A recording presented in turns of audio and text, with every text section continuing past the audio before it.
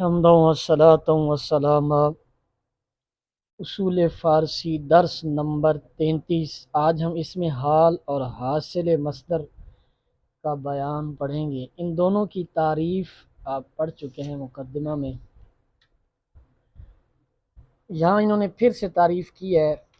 وہ اسم جو فاعل یا مفعول کی حالت بیان کرے، جیسے طفل دواں آمد، بچہ دوڑتے ہوئے آیا۔ یہ اس میں آ رہا کون ہے؟ بچہ۔ بچہ اس میں فاعل ہے، فاعل کی حالت بیان کی جا رہی ہے کہ کیسے اس نے یہ کام کیا، دوڑتے ہوئے۔ اس مثال میں لفظ دواں اس میں حال ہے۔ ایک ہوتا ہے فعل حال، ایک ہوتا ہے اسم حال، اس کا خیال رکھنا ہے۔ اسم حال تو یہ ہے کہ حالت فاعل یا مفعول کی حالت بیان کرے، اور فعل حال وہ ہے جو زمانہ ہے، اور وہ موجودہ یعنی موجودہ زمانہ میں جو کام واقع ہو اس کو حال کہتے ہیں۔ فائدہ: جس کی حالت بیان کی جائے اس کو ذوالحال کہیں گے، یعنی دو چیزیں ہوں گی، ایک حال اور ایک ذوالحال۔ جو حالت بیان کی جائے اس کو حال، اور جس کی حالت بیان کی جائے اس کو ذوالحال کہیں گے۔ فارسی میں بنانے کا طریقہ۔ فارسی میں حال کیسے بنتا ہے؟ 3 طریقے انہوں نے درج کیے ہیں، پرانی تنویر کھول کے سامنے رکھیں۔ کبھی امر حاضر کی صیغہ واحد حاضر کے آخر میں الف نون لگانے سے، جیسے افتاں، گرتے ہوئے، خیزاں، اٹھتے ہوئے، ٹھیک ہے، خیزیدن سے، خیزد سے، خیز امر سے الف نون لگایا۔ الف نون یہاں کہا گیا ہے، لیکن یہاں سے الف نون غنہ مراد ہے، الف نون غنہ ہی ہوتا ہے۔ افتادن سے، افتد مضارع سے، افتد مضارع سے، ہاں، اور آگے الف نون لگایا تو افتاں۔ کبھی ماضی مطلق کے صیغہ واحد غائب کے آخر میں ہائے مختفی لگانے سے، جیسے خسپیدہ، سوتے ہوئے، چلیدہ، چلتے ہوئے۔ کبھی اس میں فاعل یا اس میں مفعول کا صیغہ بھی حال بن جاتا ہے، جیسے دیدم دل بر را خواندہ، میں نے دل بر کو پڑھتے ہوئے دیکھا۔ اب خواندہ جو ہے، خواندہ یہ اس میں فاعل کا صیغہ تھا، ٹھیک ہے، لیکن یہاں حال بن رہا ہے دل بر کے لیے۔ دل بر اس میں ذوالحال ہے، جس کی حالت بیان کی جائے گی وہ ذوالحال ہوگا۔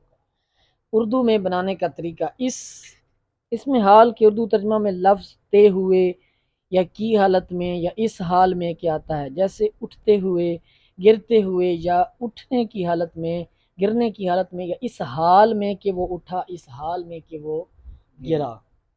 یہ 3 لفظ عام طور پر چلتے ہیں، کچھ اور بھی ہو سکتے ہیں۔ آگے جی حاصل مصدر،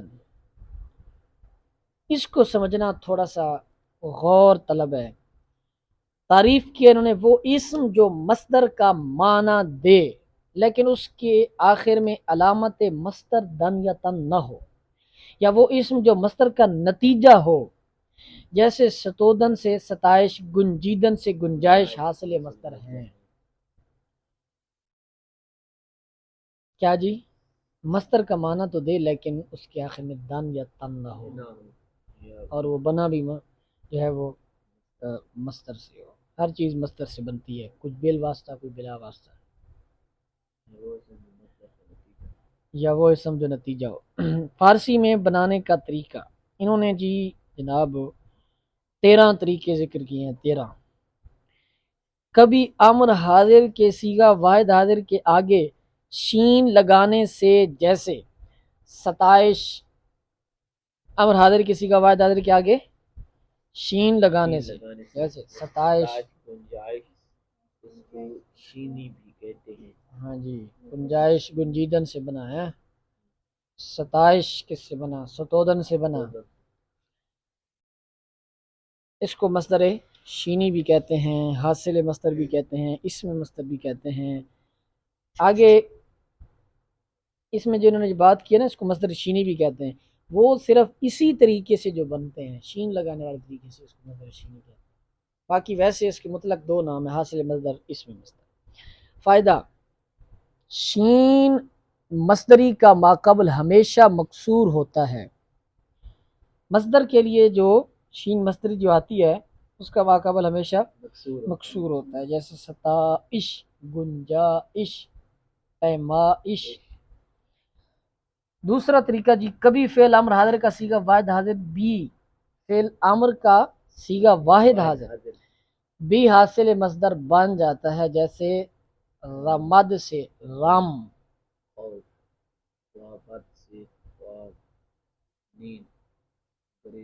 رمد رمد مضارع تھا، رم امر حاضر کا صیغہ واحد حاضر بنا، تو یہی صیغہ بعین ہی یہی صیغہ استعمال ہو جاتا ہے حاصل مصدر کے لیے۔ خوابد سے خواب امر تھا تو خواب حاصل مصدر بھی استعمال تھا۔ گریزت سے گریز، توانت سے تواں، خراشت سے خراش، خرامت سے خرام، پندارت سے پندار، شمارت سے شمار، گزارد سے گزار۔ یہ سارے صیغے امر حاضر، واحد امر حاضر کے بھی ہیں، واحد حاضر کے اور حاصل مصدر بھی ہیں۔ امر حاضر کی صیغہ واحد حاضر کے آگے الف کاف لگانے سے، جیسے پوشاک، ہلاک۔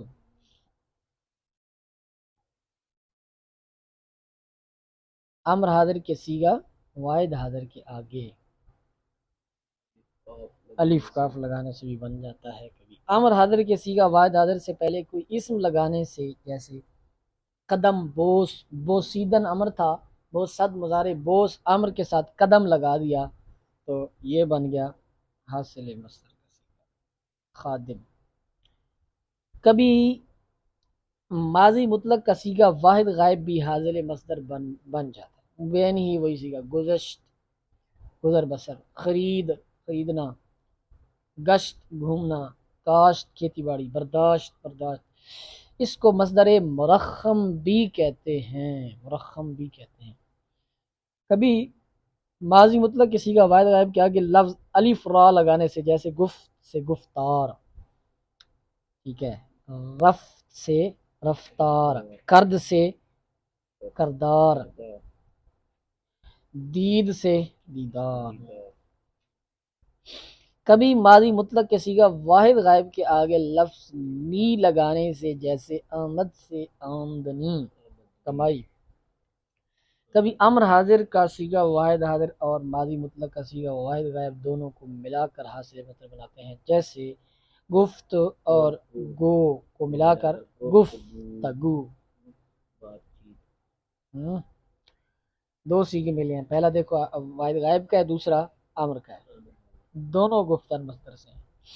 کبھی اس میں مفعول کے آخر کی گول ہا کا فارسی سے بدل کر یا معروف لگانے سے، جیسے افسردہ سے افسردگی، کیا جی، افسردگی۔ دو کام کرتے ہیں اس میں، ایک تو ہا کو ہٹا کر گاف لگاتے ہیں جس کو ہم کاف فارسی کہتے ہیں، اور آخر میں یا معروف لگاتے ہیں۔ کبھی دو مختلف معنی والی ماضیوں کو ملا کر حاصل مصدر بناتے ہیں، جیسے نشست و برخاست، آمد و رفت۔ دو مختلف معنی والی ماضیوں کو ملا کر حاصل مصدر، نشست ایک اور ماضی ہے، برخاست اور ماضی، وہ برخاستن سے ہے، یہ نشستن سے، یہ آمدن سے ہے، یہ رفتن سے ہے۔ کبھی امر حاضر کے صیغہ واحد حاضر کے بعد گول ہا لگانے سے، جیسے اندیش امر تھا، اندیشہ حاصل مصدر بن گیا، سوچ۔ کبھی امر حاضر کے صیغہ واحد حاضر کے بعد الف لگانے سے، جیسے پوئی سے پویا، دوڑ۔